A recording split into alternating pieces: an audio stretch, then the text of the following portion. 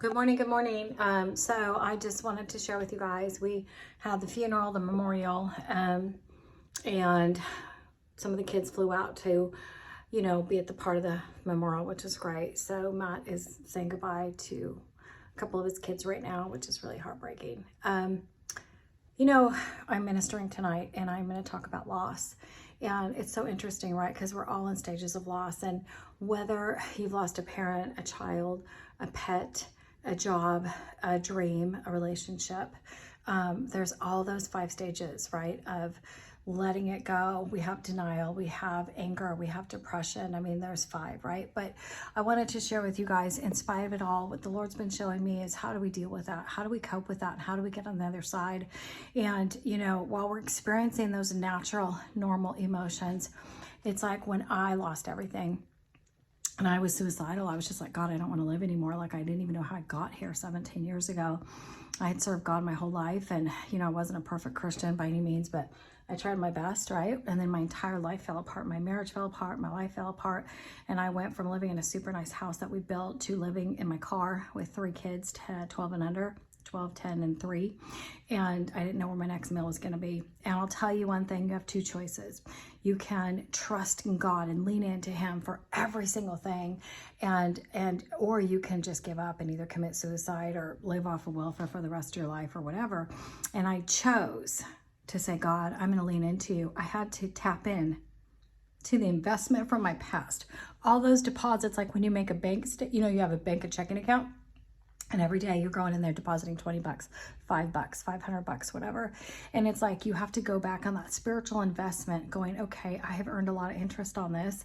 And I need to go back to that and say, okay, God, I got to pull out the faith that I once had. I got to pull out that you are the God of restoration. I got to pull out the fact that you're going to build up my faith again.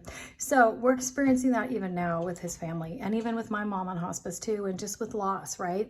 And as kids grow up and you're an empty nester and you find yourself in a different position in your life, or maybe you just found out how cancer, it's all loss, right? Loss of health, loss of finances. Maybe you were a top producer in a business and then now you're barely making it. And you're like, God, how do I get back on track? And so I just want to tell you guys to cling to Jesus, right? The Bible talks about just clinging to the Lord, abhorring what is evil and cling to what is good. Cling to Jesus. And I had a vision of that last night.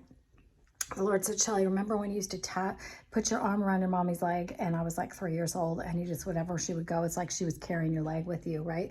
And it's like, that's what I mean. You got to cling to the Lord, wrap your whole body around him and lean into him. And so whatever he has you do it, even if it sounds crazy. Like, I'll never forget it. I'm in this, I call it a hooker hotel. Of course, I was not hooking out.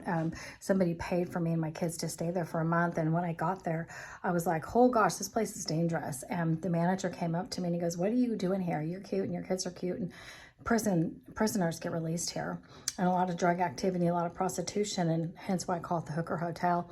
And I was just like, God, you got to get me out of here, right? But it was step by step by step by step. So the Lord said to me, Shelly, be grateful in the place that you're at right now, and don't continually focus on all the negative and all the loss, but focus. You allow yourself to grieve, right? But you get out that A to Z. I'm grateful for apples. I'm grateful for my Bible. I'm grateful for my children. I'm grateful for my dog, right? And by the time you get to LMNOP, you're realizing there are still things to be grateful for. And in Philippians 4, Paul says, I've learned the very secret. I've learned this secret, guys. Whatever I've learned to be abased, I've learned to be content, whether I'm abased or abound, whether I'm rich, whether I'm poor, whether I'm shipwrecked or I'm healthy, right? So that's the secret. And then once we tap into that secret, our mind adjusts to the things that are good. And so we have hope, right? Because without hope, we got nothing. And when you've experienced loss, you experience hopelessness and despair and depression and anxiety and, worst case, right, suicidal thoughts. And trust me, I've been down that road. But how you get out of it is you say, God, I'm going to cling to you. I'm going to cling to what is good, and I'm going to hoard what is evil. I'm going to put my arms around you, Daddy, to your leg, and wherever you go, I go. And by listening to the voice of the Lord, he carries us. And, it's 17 years later. I got married a year ago. We just celebrated our anniversary.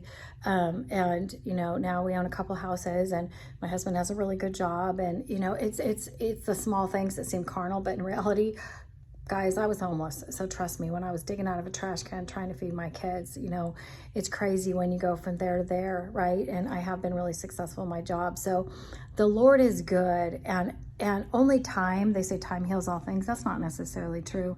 Time allows you to grieve, to finally get to that fifth place called acceptance, right? But I mean, you never totally grieve over losing a child. You never totally grieve over losing a parent or an animal. You just have to take steps to keep going, right? And that we have to find the joy of the Lord as our strength in the midst of complete sadness, right?